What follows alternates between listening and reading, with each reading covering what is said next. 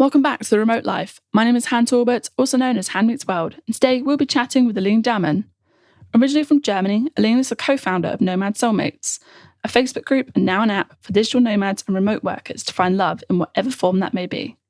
In this episode, we talk about Nomad Soulmates and the release of the app, things to consider when dating as a nomad, and what finding happily ever after can look like while on the road.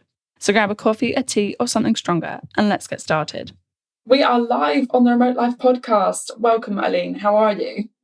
Thank you so much for having me. I'm doing really well. How are you?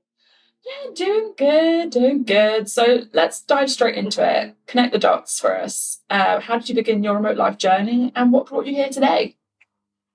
Well, I started my digital nomads journey about 7-8 years ago, and I was myself a backpacker for 3 years before that. So technically, you could say I was 10 years on the road already. And in these 3 years, I was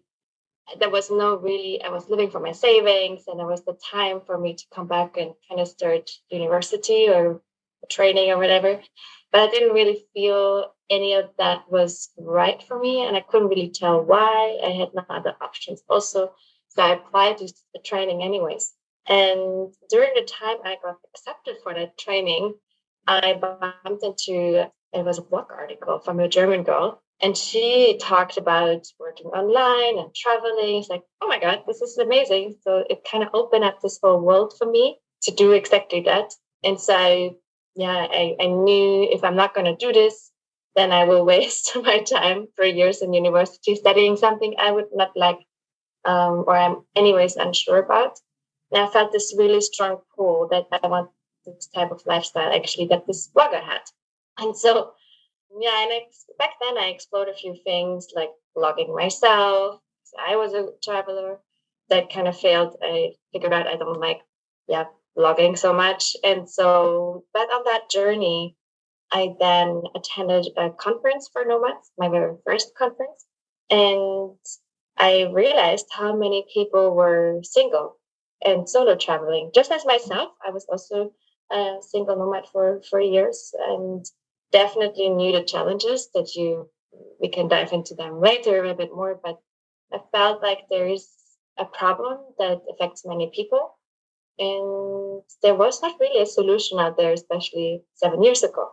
And that got my thoughts going on this conference is what about building a community, just a place where we can all connect and find each other's partners or just friends and see what happens, for singles, just for single nomads. And it took me another 3 months, 4 months or so to really get that idea off the ground because I was shy. I was afraid of getting myself out there then.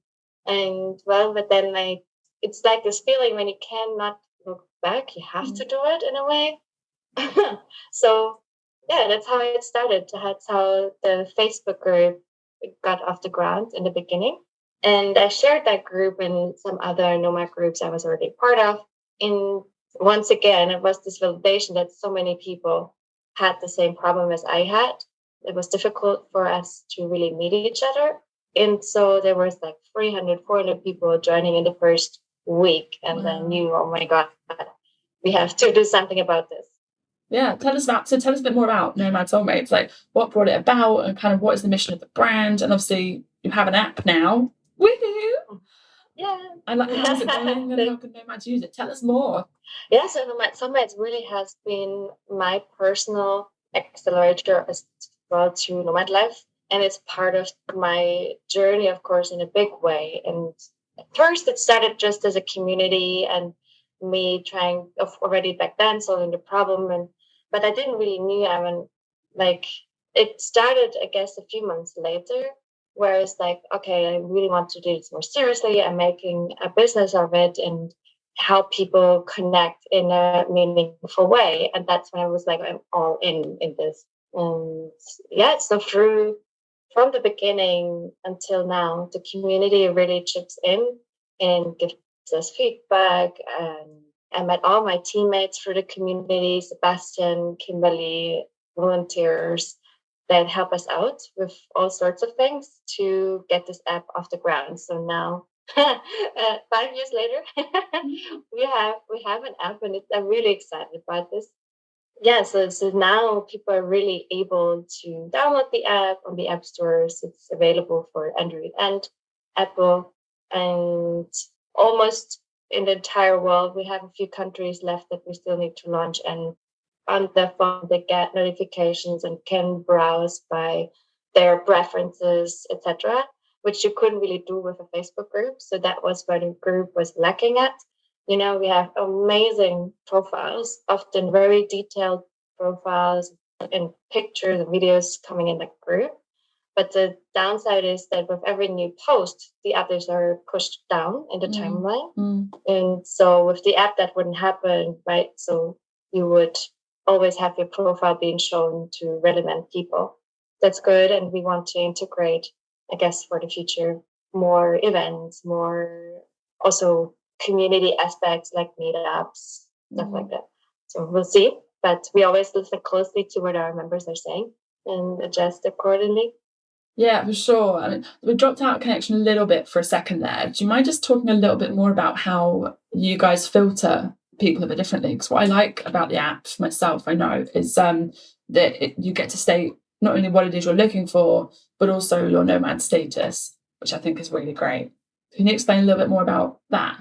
Yeah, so that feature will also roll out that you can filter by the type of nomad, for example. So if you're a fast traveler or less like a slow mat, like myself, or an expat, you can filter on that. You can also filter on age range, preferences, and the type of nomad. For example, if you're a van lifer, your life is maybe very different from someone who flies a lot, right? Who hops from country to country or continent to continent. So you might be also interested in looking into different types. Right now, this is not possible to do at the moment, but it will be released. So at the moment, you can on the onboarding say what type of nomad I guess you would consider you are, but later on this is also be able to you can filter that out as well. So how is dating different as a nomad, do you think? Because it's something I get asked about. And I suppose there is a slightly different mentality because obviously your lifestyle was a little bit different. How would you answer that question?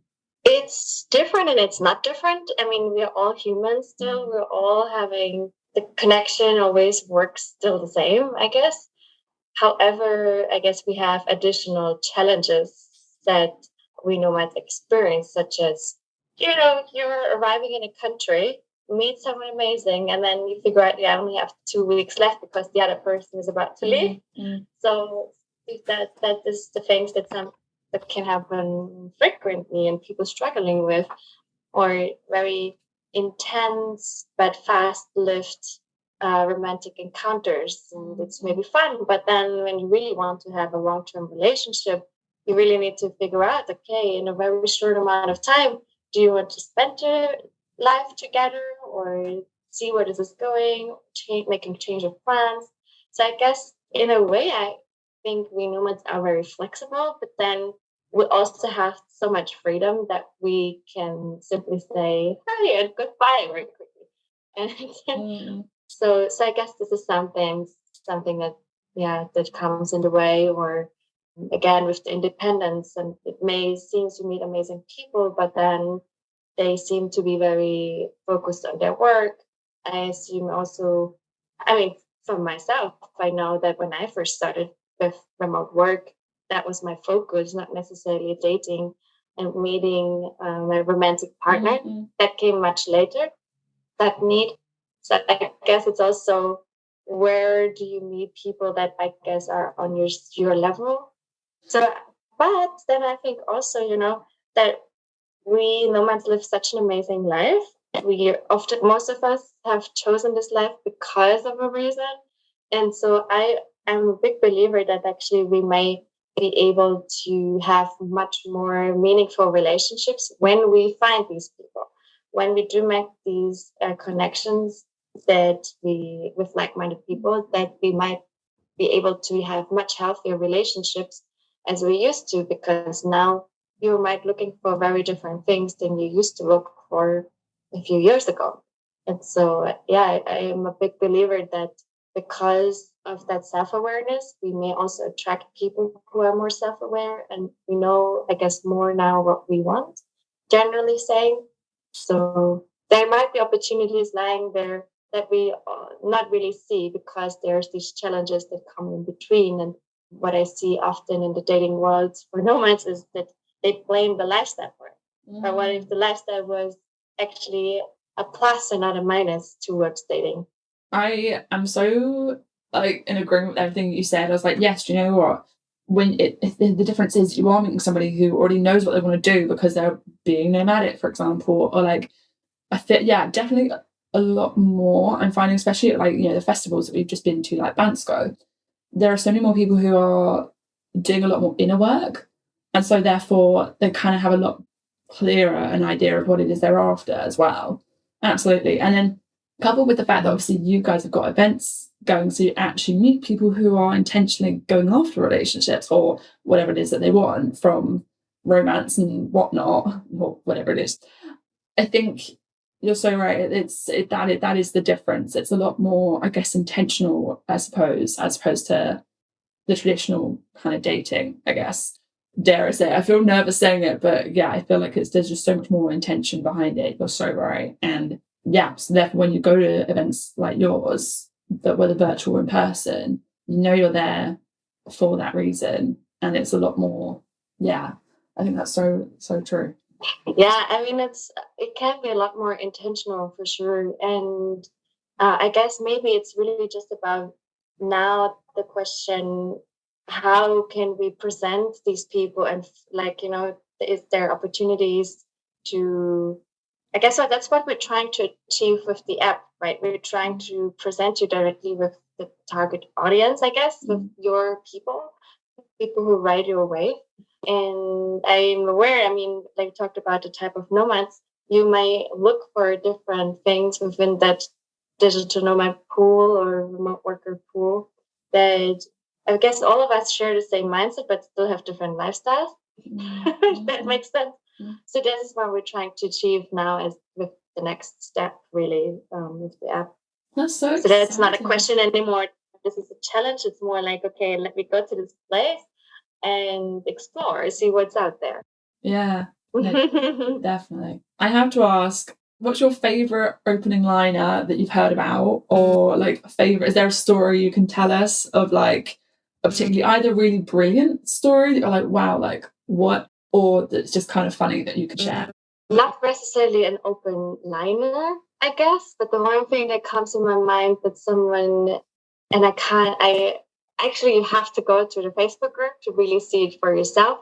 It was just a recent guy who was creating also like other people profile in the group, and it was hilarious. I think he got 7,000 views on his post. His name is Julio. So if you go to the Facebook group, then just check out Julio's introduction post. This is the perfect mix, I guess, of funny but really serious and like whom he's looking for, and just in a very fun, sarcastic yet beautiful way.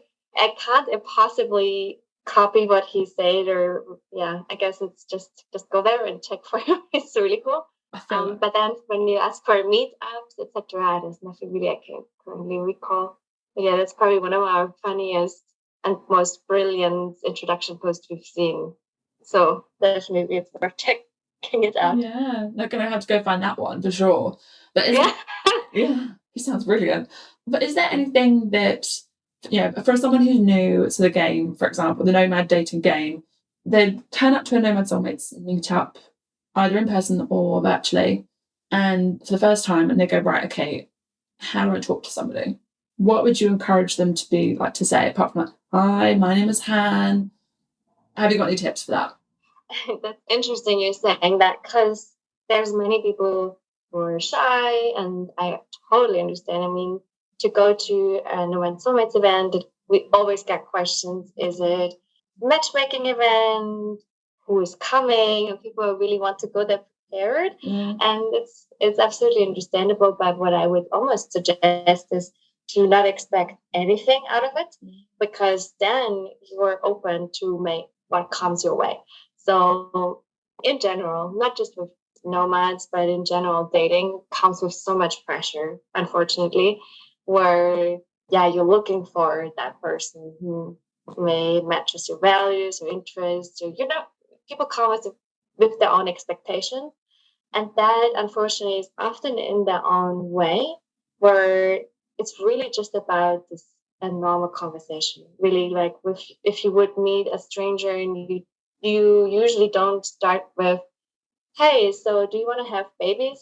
What's your like just like a normal conversation, I would say, where it's about general things, maybe even random things where like where you come from, what finding, I would say, like finding common things in the beginning really helps. So the way our meetups are structured is mostly that we are so talking about several topics in groups, and then people can chip in with their opinions, and so therefore it's not necessarily that two always speak to each other, but also in group settings that frees up that breaks up the ice between all of them. And then we would have also, and first of all, we give them a topic to talk about, so it's not necessarily they have to come up with something. So we would have topics, but we would also give icebreakers, so just little hints and ideas what they can talk about. But then oftentimes we see people not even using them and starting their own conversation.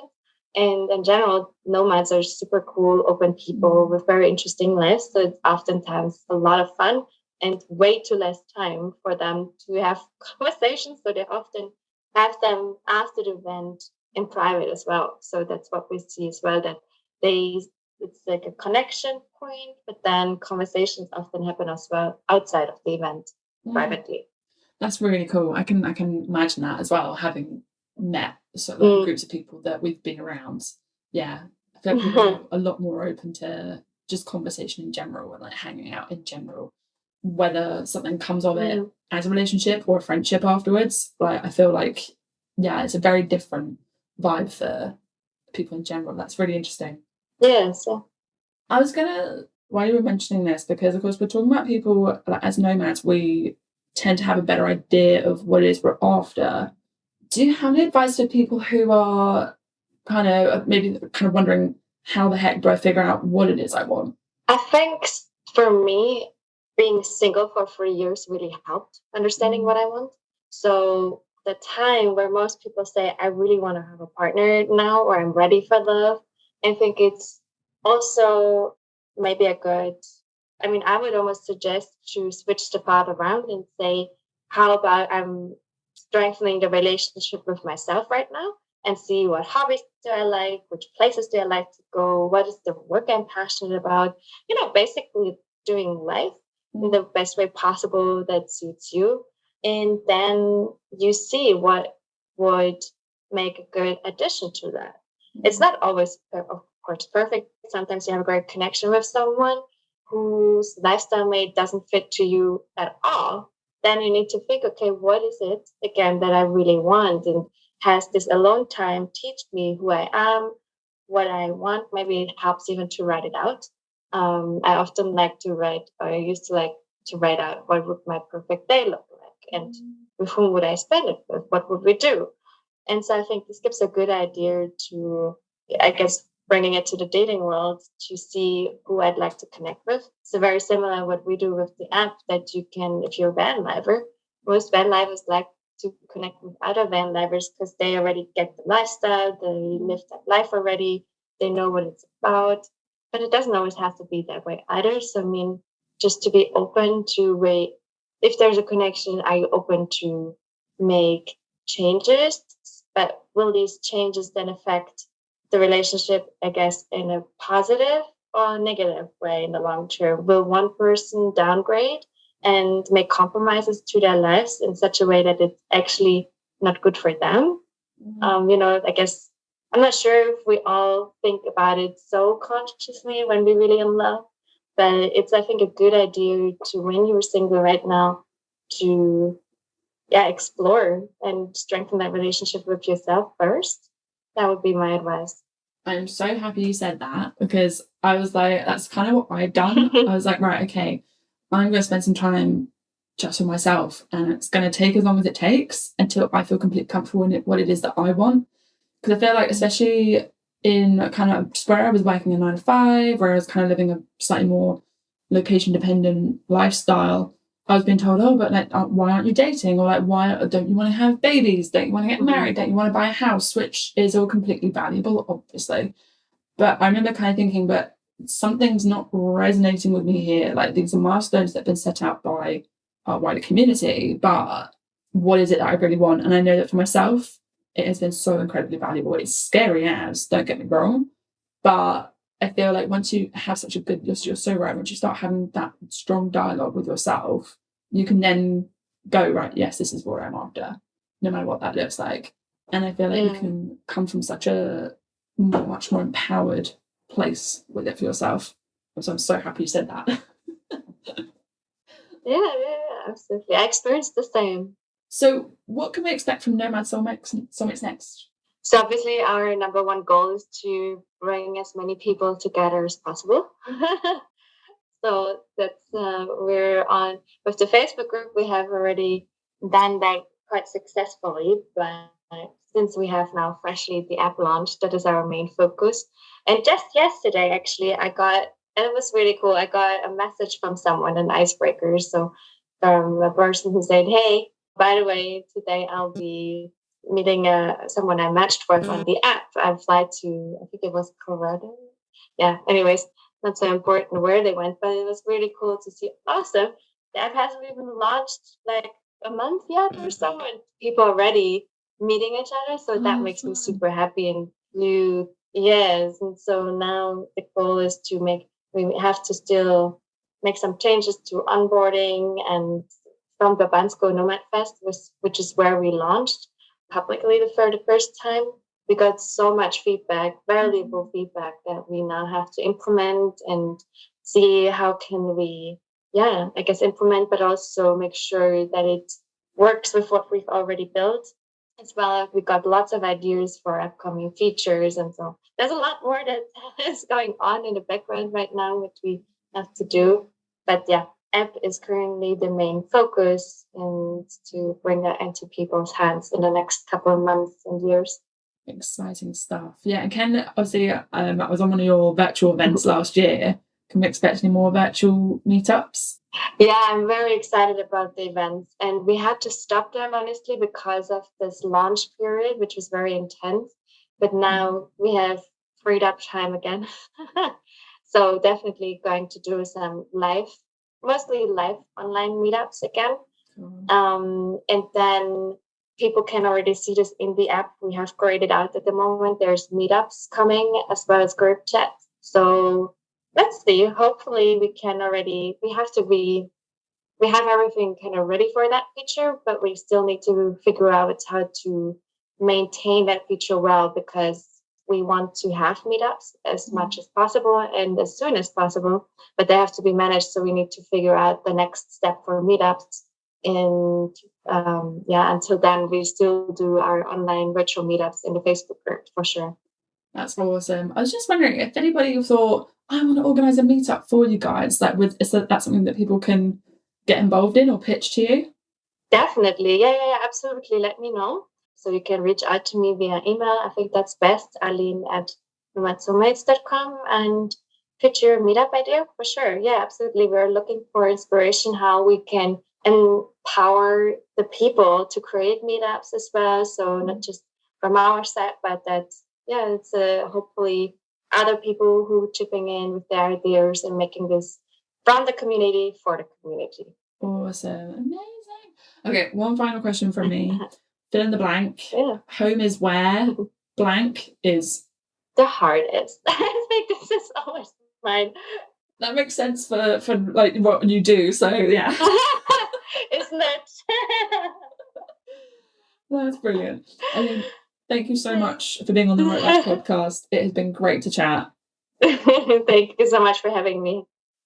Thank you so much for listening to this episode of The Remote Life, and thank you, Aline, for taking the time to speak with us. You can find links to Nomad Soulmates below. Thank you so much again for listening, and we can't wait to remote work with you again soon.